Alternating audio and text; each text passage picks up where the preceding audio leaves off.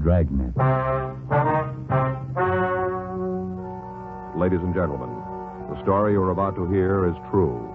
The names have been changed to protect the innocent.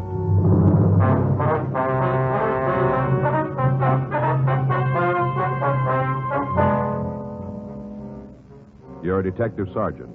You're assigned to juvenile detail. You get a report that a teenage boy has been found in a downtown alley. He's in critical condition. Your job? Check it out.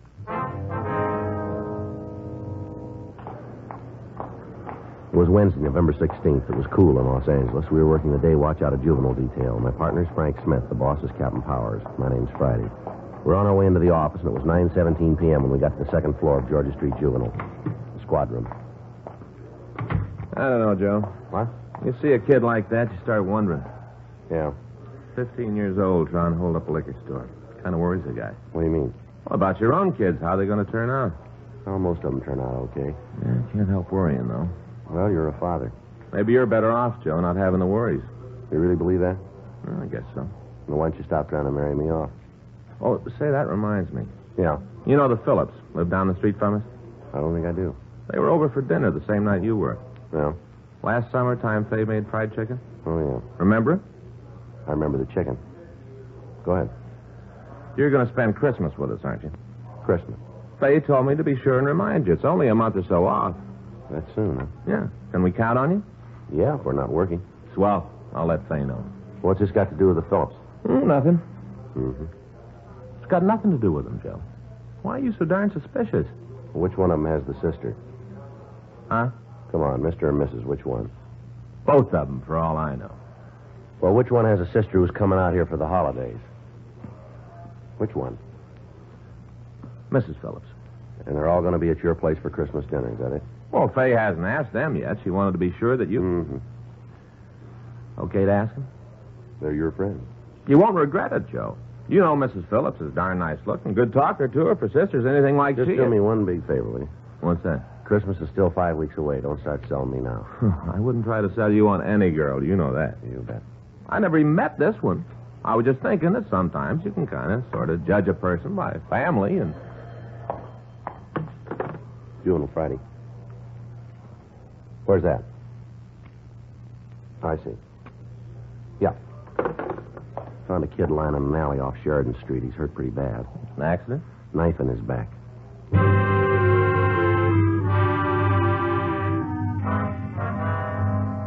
Frank and I drove out to the address where the victim had been found. It was a dark alley that opened onto Sheridan Street in the block between 5th and 6th. An ambulance had been called, and the boy had already been moved to Georgia Street Receiving Hospital. 9:42 p.m. We talked to one of the patrol car officers who had discovered the body. We're only a couple blocks away. We headed right over. Where'd you find him? Yeah, I'll show you.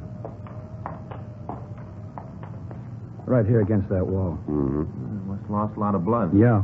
Knife still in him? Mm-hmm. Small of the back. Looked like he'd been beat up, too. You say anything about who did it? Well, he mumbled something. We couldn't understand him, and then he passed out. How old would you say he was? Oh, 15, 16 maybe. Uh-huh. He's a good-looking kid, about 5'8", black hair, blue eyes, regular features. What kind of clothes? Had jeans and a jacket, windbreaker type. See anybody around who might have done it? No, not a soul. The street was deserted. Mm-hmm. My partner's out looking now. I'll give him a hand. All right. Who filed a complaint? I don't know. I will check the board. I'm afraid that won't help. Hmm? Well, they don't know either.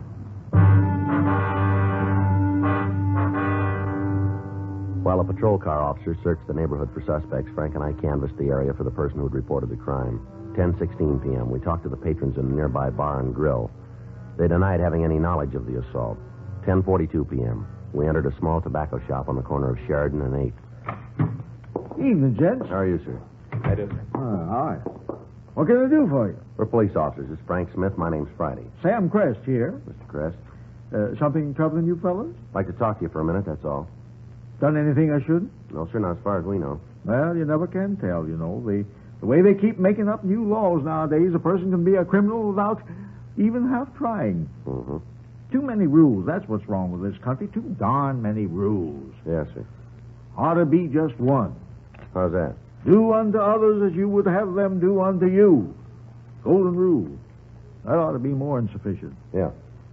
Don't work out that way, though. A man could live up to it every day of his life and still wouldn't keep him out of jail. Mm-hmm. Golden rule don't say nothing about paying income taxes or taking out licenses or filing Social Security reports. Well, does it? No, doesn't seem to. But you're in jail if you don't do them. Yeah, Man can live by the golden rule, don't make no difference. it makes a difference. Oh, some maybe, but not enough. Have you been here all evening, Mr. Crest? Since supper time, When was that? 6:30, eat at the drugstore over on Soto Street. Stop serving food at 7. I see, sir. What time did you get back to the store, do you remember? Oh, 5 odd, maybe. And you've been here ever since? Sure. You ain't doubt my word. No, sir? I tell the truth, you know. Yes, sir. I may not get all my government forms figured out right, but I'm a truthful man. Mm-hmm. Anybody suspicious come in here tonight? Suspicious? Mm-hmm. I'm afraid you'll have to explain that. You see, I ain't no policeman. Folks don't look suspicious to me. They just look like folks. Well, any strangers then? Sure, lots of strangers. 8 or 10, maybe. I see. Strangers to me, leastways. I don't get acquainted with folks easy. Uh-huh. Man comes, buys a pack of cigarettes or some tobacco. Don't make him a friend. Uh-huh. Well, now, sir, most of tonight's customers been in before. Oh, some of them had, yeah. Some of them hadn't. I don't keep track. I see. Did you hear anything out on the street? Traffic. Folks walking by. You fellas sure ain't very specific. Well, anything like a fight Front of my place? in the neighborhood? Well, I didn't hear no fight. Somebody get to mixing it up? Looks that way. Oh, yeah, that's the trouble with this world. People always squabbling. Wherever you go, whatever you do, it ends up in squabbling. Mm. Who was it? We don't know yet. Anybody hurt? Yes, sir. Well, probably brung it on himself. Maybe. Were there any youngsters hanging around your place tonight, Mr. Crest? Youngsters? Teenagers? Well, if there was, I didn't notice them.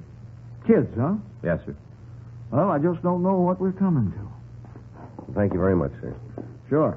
All right. Good night, sir. There was one. How's that? One young fella. He didn't hang around, though. He was in a big rush. You know him?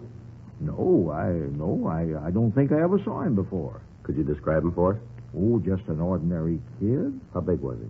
Oh, not big. He come up to about here on me. Mm-hmm. Probably don't have his full growth yet. Oh, I see. You recall how he was dressed?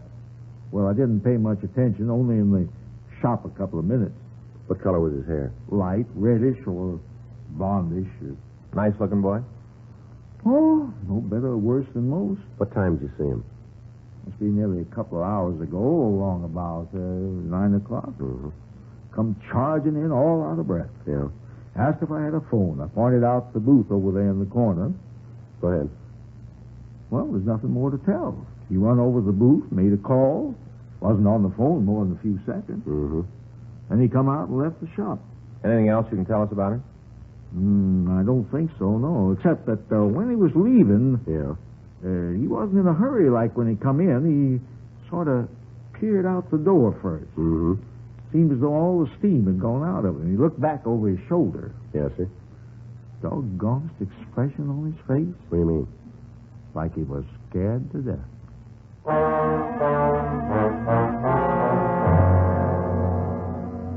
While we're in the tobacco shop, we telephoned Georgia Street Receiving Hospital and talked to Dr. Sebastian. He told us that the victim was in a critical condition and had been moved to General Hospital. He also told us that they'd not been able to identify the boy. We called General and asked to be notified when he was able to talk. 11:31 p.m., Frank and I went back to the office. Homicide was notified. The patrol car officers who had discovered the body reported that they had not found any suspects in the vicinity of the crime. 11:46 p.m., we checked with the crime lab. An examination of the weapon had revealed no useful fingerprints. It was a spring blade knife with an 8-inch blade. 12:02 a.m., Frank and I went off duty, and another team of detectives continued the investigation. The next morning, Thursday, November 17th, 8:12 a.m. Morning, Joe. All right. Anything new? No, not so far. How about missing persons? Nobody's reported him. It's funny. You'd think somebody'd be looking for him by now, his folks or somebody. Yeah, you would. Any coffee in that thing? Yeah, help yourself. All right. Probably cold by now. It's better than nothing. You missed breakfast? Yeah, I wasn't hungry. Oh. Oh, you're right. Huh? It's cold. Yeah. Say, Joe. Mm-hmm. About Christmas? What about it? Well, we won't invite Mrs. Phillips' sister if you don't want us to. Mm-hmm. No. I got to thinking last night people shouldn't force a guy to get married and raise a family if it's against his best judgment. Well, who's getting married and raising a family? It's just a Christmas dinner, huh? Yeah, but you know Faye. Well, you know me. I got it. Juvenile Friday. Yes, sir. All right, sir. Thank you very much. General Hospital, the boy's coming, too. Yeah? We talked to him? Yeah, for a minute or two. We better get a move on. Oh? Doc said to hurry.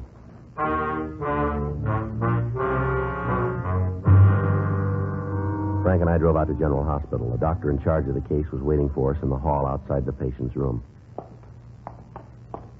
Mr. Friday? Yes, sir. Is it all right to go in? Don't stay too long. All right. You going to be all right, Doc? It's too soon to tell. If the wound was an inch higher, I could give you an answer. Yeah? It'd be dead.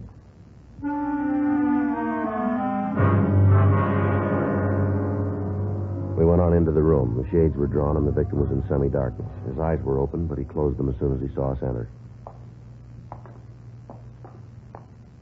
How you feeling, son? Son? I'm okay. I'd like to talk to you for a couple of minutes. No way of stopping you, is there? What's your name, son?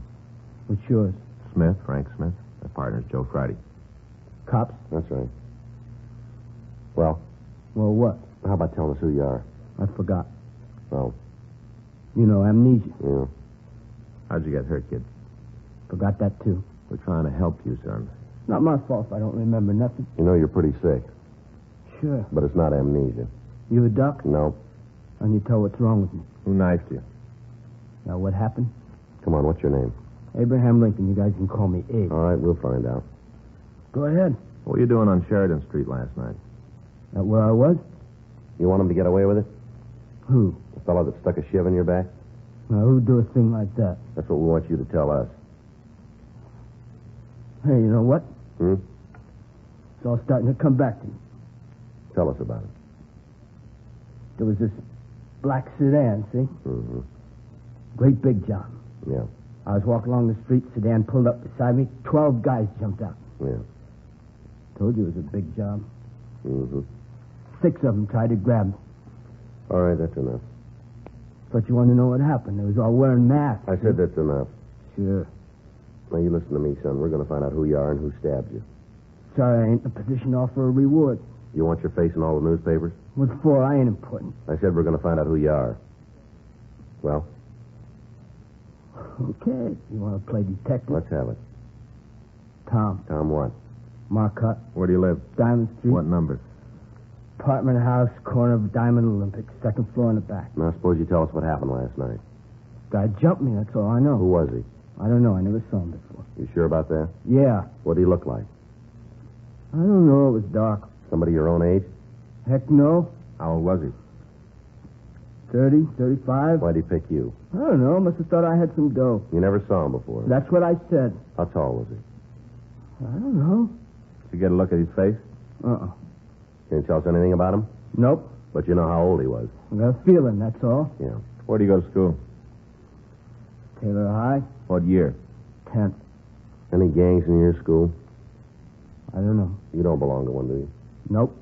You had any kind of trouble lately? What kind of trouble? With the other kids at the school? Didn't you guys get anything straight? I wasn't a kid. Mm-hmm. Who do you live with, Martha? My old man. Where's your mother? Under a tombstone. We'll get in touch with your dad. What for? He might be worried about you. Want to bet.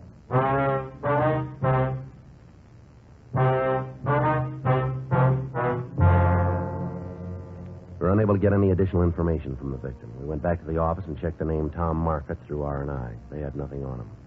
9:47 a.m. Frank and I drove out to the address he'd given us. It was a 2-story stucco apartment house, badly in need of repair. We went up to the second floor. Must be this one. Yeah. I don't hear anybody. Take it easy, will you? All right. What's all the pounding for? Marcotte? Yeah? We're police officers. Frank Smith. My name's Friday. Well, what do you want? Come in for a minute? If you don't, I'm going to fall flat on my face. Oh, boy. My head's coming apart in shreds. Mm-hmm.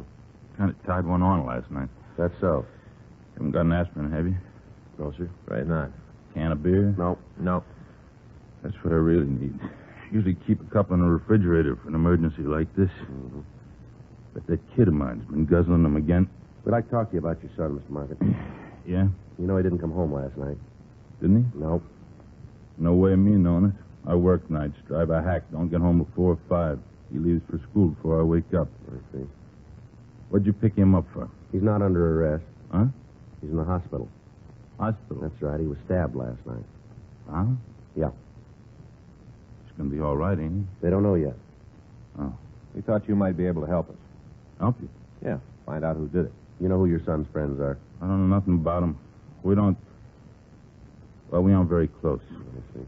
Has he been worried lately about anything? Upset? No more than usual. How's he doing in school? Lousy. Oh. They always ask me to come down and talk to him. Principals, teachers. What do they say about him? I don't go. Mm-hmm. I went a couple of times when he first came to live with me. Didn't do any good. That's so. I can't change him. Anything I tell Tom just rubs him the wrong way.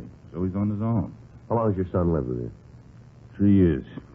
How about before that? He was with his mom. Yeah. She divorced me a couple of years after he was born. Took him with her. Mm-hmm. When she died, there was nobody else to look after him. He had to come back to me. Yeah. I gotta get me a glass of water. It'll only take a second. Yeah. Looks like the kid was right, huh? What? About his father. Maybe. He doesn't seem very upset. No. He's gotta stop his drinking. Yeah. Never used to feel like this when I was younger. Is that right? Could go on a bat for 2-3 days, come out of it and feel okay. Can't take it anymore. Well, sir, we'll be leaving. If you'd like to see your son, he's at General Hospital. Tom asked to see me. He's pretty sick, Market. You talked to him, didn't you? That's right. He asked to see me? No, he didn't. Didn't think so.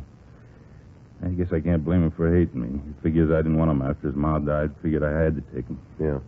Tried to tell him different. He didn't believe me. We just can't talk, Tom and me. Mm-hmm. Father and son living in the same apartment. Like we speak a different language. Think I ought to go down and see him? Well, that's up to you. Being asked for me. It's funny. Live with somebody who hates you, your own son. Well, maybe you're wrong about him. Yeah, I see it in his face, his eyes, the way he talks. Every time I look at him, I can see it. Tom's the one who's wrong. Yeah. It's not his fault, but he's wrong. You wouldn't believe it on a stack of Bibles. Even you guys don't. What's that? But I love him.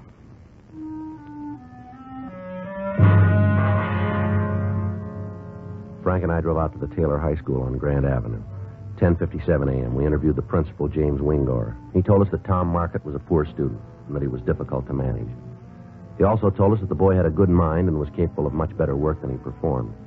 He was unable to throw any light on the knifing and suggested that we talk with the victim's homeroom teacher, Miss Nora Rollins. 11:16 a.m. We interviewed Miss Rollins in a small room which adjoined the principal's office. I'm supposed to be giving an English examination during this period, Sergeant. Yes, ma'am. This will only take a couple minutes. You have a student named Tom Marcotte. Certainly, he's in my homeroom. What kind of a boy is he? Noisy, lazy, impossible to discipline. Similar to a number of the others. Mm-hmm. He's absent today, though. Yes, ma'am, we know. Has something happened to Tom? He's had an accident. An accident or a fight? Why do you say that? Wouldn't be the first time. Has he had any fights lately? Came to school with a cut lip 2 or 3 weeks ago. Does Tom have any particular enemies? I really don't know. There are over 75 students in my homeroom. It's a little difficult to know very much about any of them. Yes, ma'am. How about friends? Who's he pal around with, do you know? Nobody in particular, as far as I can tell. No, wait a minute. There's one boy. Ma'am? Arthur Jollett. What does he look like? Well, he's small, red-haired, almost as troublesome as Tom. Is he in school today? I believe so. Well, ma'am, is there anything else you can tell us about Tom? No, except that I don't have much hope for him. How's that? Well, I've asked his father to come in and see me several times. So far, he's always declined the invitation. Yeah. Is Tom badly hurt? Yes, ma'am. Pretty bad. What was it? Knife wound.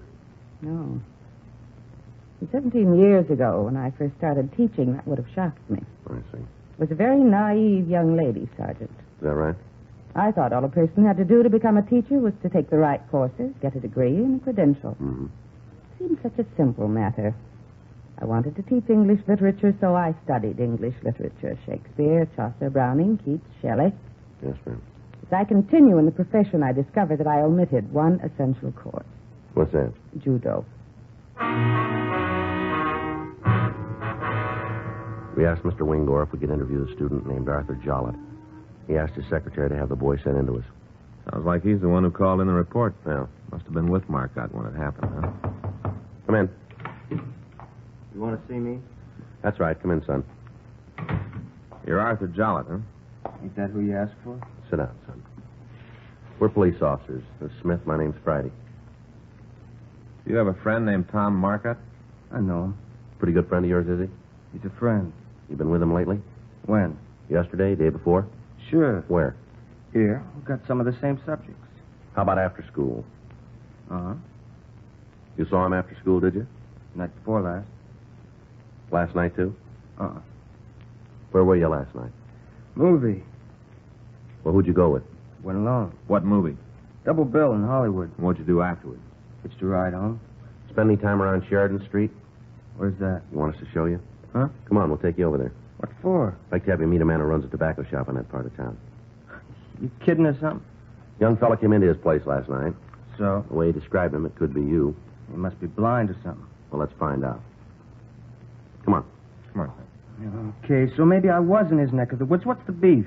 Your friend Marcotte was around there, too, wasn't Coincidence. he? Yeah. What's the matter with Tom, anyhow? Why? He ain't been in school today. He's in the hospital. Oh. It's a good thing you called us when you did. He might be dead by now. Who says I called you? Man who runs the tobacco shop? How the heck could he tell that... Well, I mean, who I was calling. All right, Jollop. Give us the whole story now, will you? What story? Come on, let's get it over with. If it's about Tom, ask him. We're asking you. You want us to take you in? Of course not. It's up to you. Ain't much to tell. Just walking around, Tom and me. Yeah. Fellow jumped out from an alley, came at us with a knife. Go ahead. Took a swing at Tom. I ducked off. Yeah. Called the cops. That's all I know. Who was it, Jollop? Your guess is as good as mine. We don't think so. Suit yourself. I thought Tom was a friend of yours. He is. Well, we want to know who stabbed him. What do you expect me to do? Dream up a name? How big was he? Medium size. How old? 19, 20. Tom says he was about 35. Tom ought to know. He's a lot closer to him. All right. Let's go down to the Juvenile Bureau. Before I told you everything I know. Want to show you some mug shots. Forget it. I wouldn't recognize his picture. Let's give it a try anyway. I'll take it easy, will you? What's the matter? I don't want to be seen leaving with you guys. Is that right? Wouldn't do my reputation any good. Who are you afraid of? I ain't afraid. The guy who knifed your buddy? Is that who you're afraid of? Look, if Tom wanted you to know, he'd have told you, wouldn't he? Tom ain't dead. All right, come on, Jollop. Let's go. Give me an answer. Is Tom okay or not? Does that make any difference to you? Sure, it makes a difference. It doesn't look like it to us. I'm no squealer. All right, you've had your chance. Now you got to go in. Come on. You can't arrest me. A boy was stabbed last night. You saw it. As far as we know, you're the only other person who was there. Now you figure it out. I didn't have nothing to do with it. Tom will tell you so. You throw me in jail, my old man will kill me. Well, that's tough. I ain't going to take the rap. It's up to you. Okay, it was Jerry. Jerry who? Longren. You go to the school? Yeah. What was it all about? Tom tried to date Jerry's girl. Jerry heard about it. Followed us last night. I'll get a hold of Longren. All right. Hey, wait a minute. Yeah. If Jerry finds out I squealed on him, he'll do even worse to me. He ain't going to find out, is he? We won't tell him. If it tumbles, you can start sending flowers. Jerry's the big man around school. Yeah. We're 6 foot, lots of muscle, lots of shove. Well, that doesn't make him a big man, does it? Huh? He needs a knife.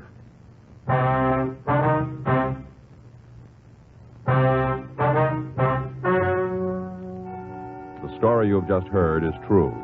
The names were changed to protect the innocent. On December 2nd, a hearing was held in Juvenile Department, Superior Court, State of California, in and for the County of Los Angeles.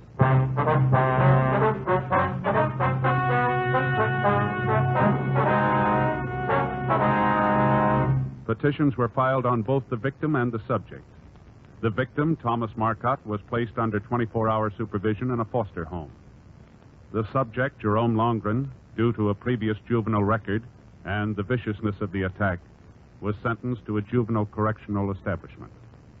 You have just heard Dragnet, the authentic story of your police force in action, and starring Jack Webb, a presentation of the United States Armed Forces Radio Service.